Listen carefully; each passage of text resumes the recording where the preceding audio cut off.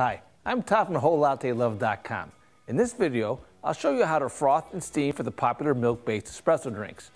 Be sure to hang around at the end of the video, and I'll show you how to pour some basic latte art like a heart, rosetta, or a tulip.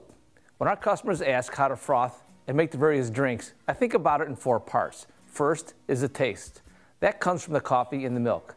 Second is a definition of the drink. Third, they'll need to learn how to texture the milk by steaming and frothing. And fourth is just the presentation. It's just fun to do a nice looking drink. Good coffee that is properly brewed is always on the top of my list. Next is the type of milk used. Whole milk can be really sweet and give a texture that results in a smooth and creamy mouthfeel. It also mixes nicely with the espresso. When you start lowering the fat content, you'll lose some sweetness, but the milk will hold more air, so a lower fat milk will be okay for a cappuccino. The ratio of milk to espresso is a personal preference. We'll talk some general guidelines, but in the end, it should be what you like. Here's the tip. If you have a very good and fresh coffee, you may want to have more espresso and less milk. If a coffee is not so great, then you may want to reverse the ratio and use more milk. So let's define the drinks. A standard latte is normally made in a cup that is between 8 and 12 ounces. It consists of a double shot of espresso and some steamed milk with a little bit of froth on it. We like to froth the milk in such a way that we inject only a small amount of air into the milk. I recommend frothing to a temperature of about 140 degrees for the best flavor. If you get much hotter than that, you'll lose the texture and the flavor. A smaller latte, which I really like, is called a flat white, which is a latte made into a cappuccino cup. I like this because I do a few of them throughout the day, and my doctor really doesn't want me to ingest 24 to 32 ounces of whole milk every day. A cappuccino, by definition, is 1/3 espresso, froth milk, and steam milk made into a 5 to 7 ounce cup. Frothing your milk for a cappuccino is almost the same as a latte. The difference is that with the cappuccino, you inject air into the milk for a longer period of time. Your final milk temperature can be the same, but when you get it done, you will have more air, so the milk will separate a little bit better. Remember, don't forget that taste is the first thing that we are worried about, so think about the espresso to milk ratio.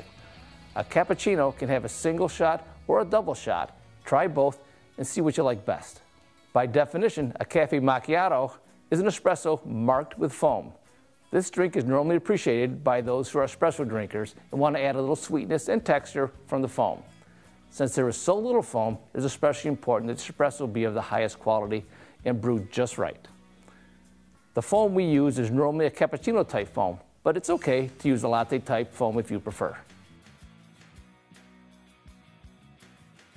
There are 2 parts to properly texturing the milk for the drinks you're about to make.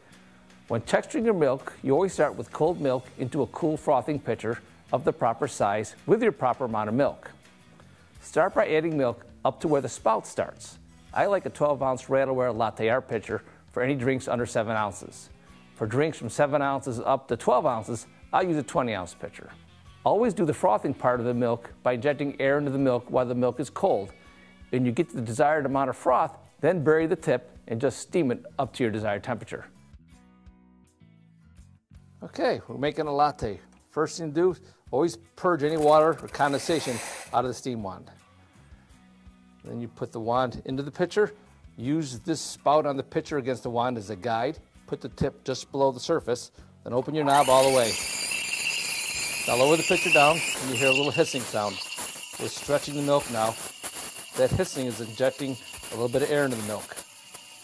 Now I'm filling the pitcher here, waiting for it to start to get warm. When it starts to get warm, I'll bury the tip underneath there, keep the milk rolling, and then when I bury the tip, it's going to actually stop frothing, and we're going to just be steaming at that point.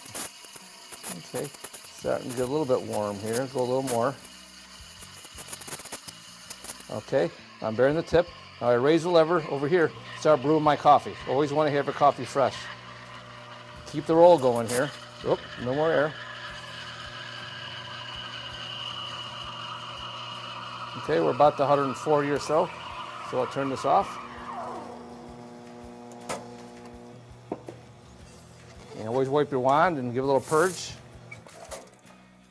Coffee's done there. Always like to do a little swirl here. If you have any bubbles, hit it, that'll break up your bubbles. Now we'll start pouring the milk right in the center.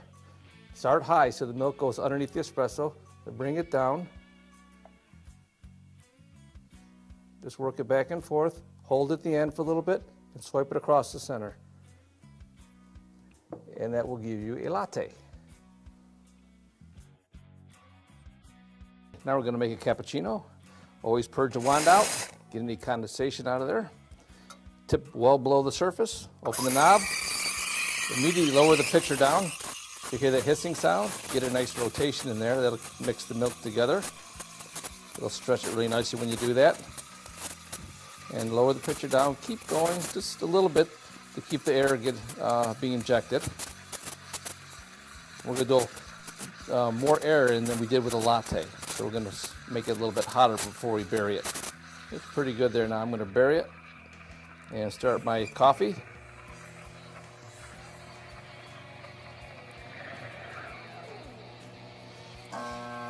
Okay.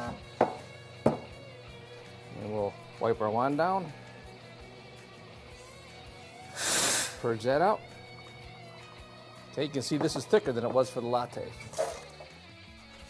That's what was done. And this we're just going to kind of pour it right down the center. I'm not going to make any fancy designs on it.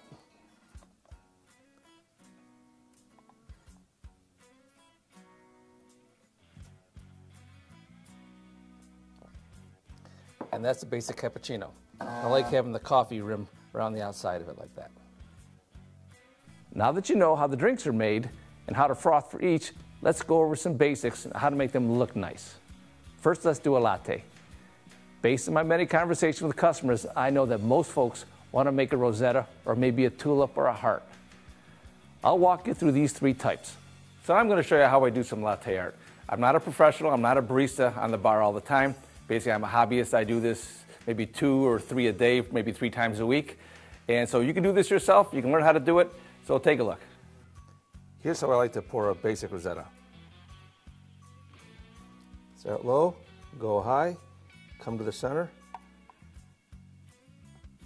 Working it back and forth, hold at the end, and swipe it across.